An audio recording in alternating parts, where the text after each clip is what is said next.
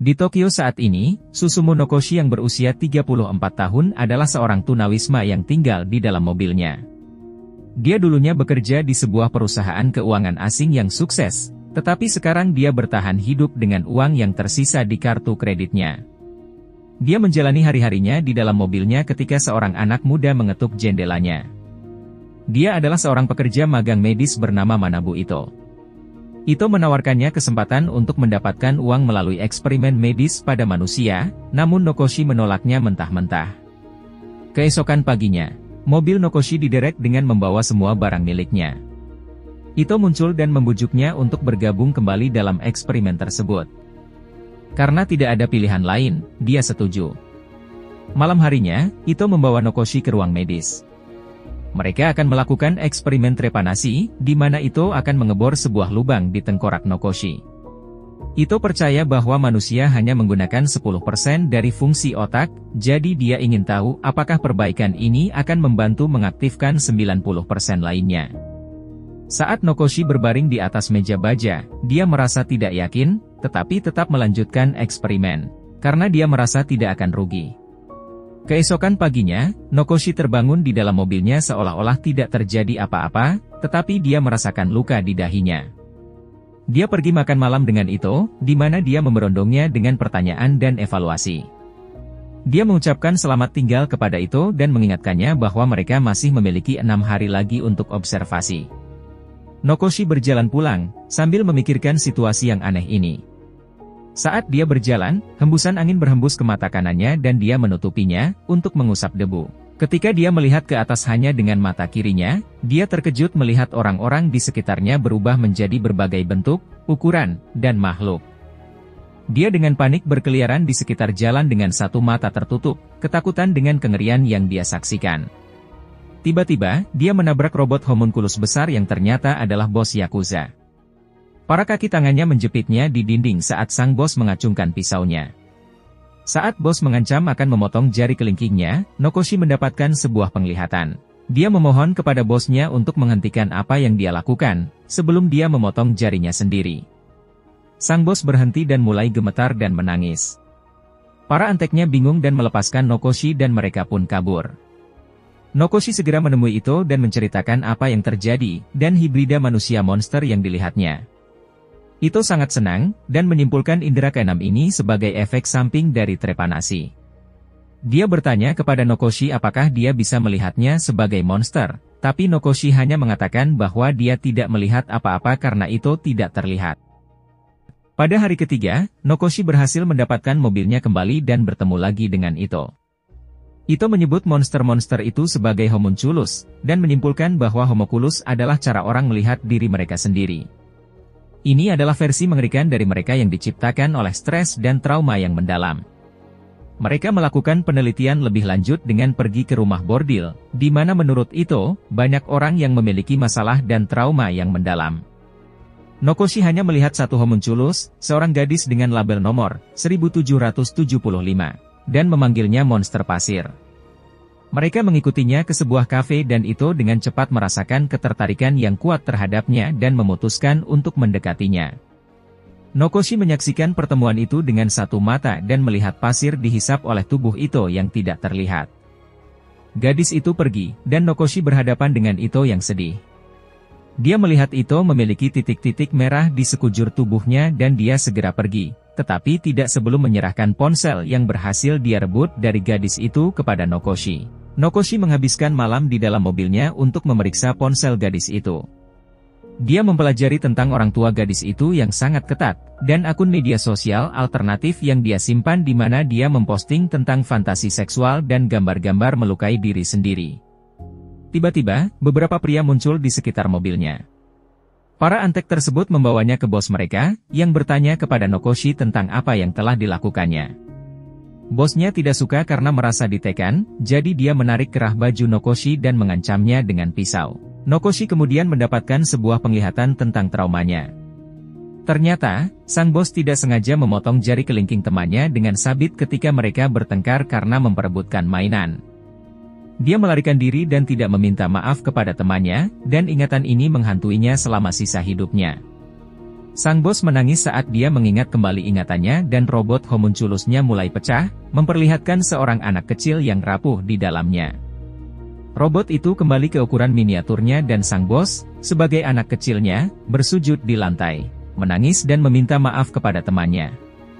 Dia berterima kasih kepada Nokoshi, keluar dari Yakuza dan mematahkan kelingkingnya sendiri.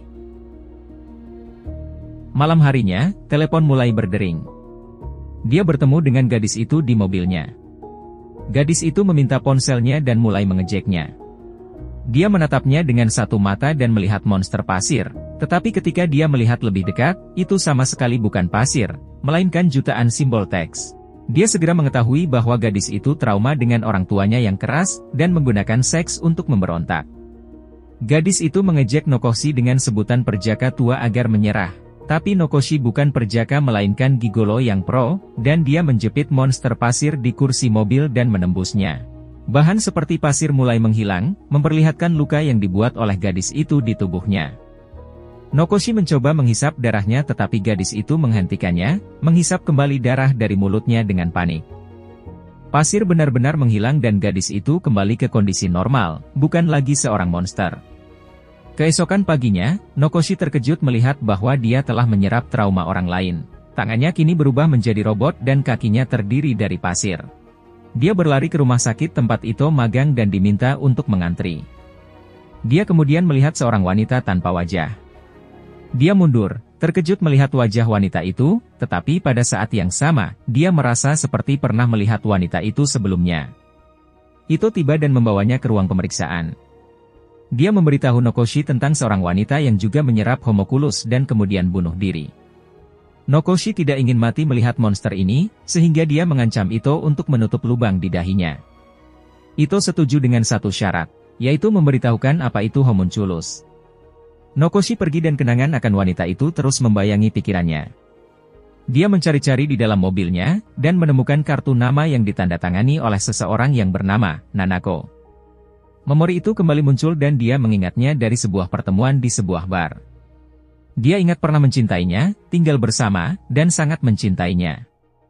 Dengan ingatannya yang baru, Nokoshi menelusuri jejak Nanako di rumah sakit. Dia mendekatinya, dan ternyata dia juga mengalami amnesia dan tidak mengingatnya. Untuk membantunya mengingat, dia membawanya ke apartemen lama mereka. Bersama-sama mereka bernostalgia melalui barang-barang lama mereka saat Nokoshi mengisi ruang-ruang kosong dalam ingatannya. Nanako sempat menangis sejenak, tetapi Nokoshi meyakinkannya dengan sebuah ciuman. Malam harinya, keduanya bercinta, menandakan reuni mereka. Tanpa sepengetahuan Nokoshi, Ito telah meneleponnya sepanjang hari. Pada hari ke-6, Nokoshi terbangun dengan Nanako dalam pelukannya dan menyadari homunculus miliknya telah hilang. Saat dia memeluknya, dia melihat luka yang sama di dahinya, yang mengungkapkan bahwa dia juga telah menjalani percobaan trepanasi oleh Ito. Dia mendatangi kamar Ito, namun tidak dapat menemukannya. Dia menggeledah kantornya, mencari petunjuk, dan menemukan sebuah foto keluarga yang dibingkai. Teleponnya berdering dan ternyata itu adalah Ito. Nokoshi akhirnya mengetahui bahwa Ito telah mencari tahu tentang dirinya dan Nanako selama ini.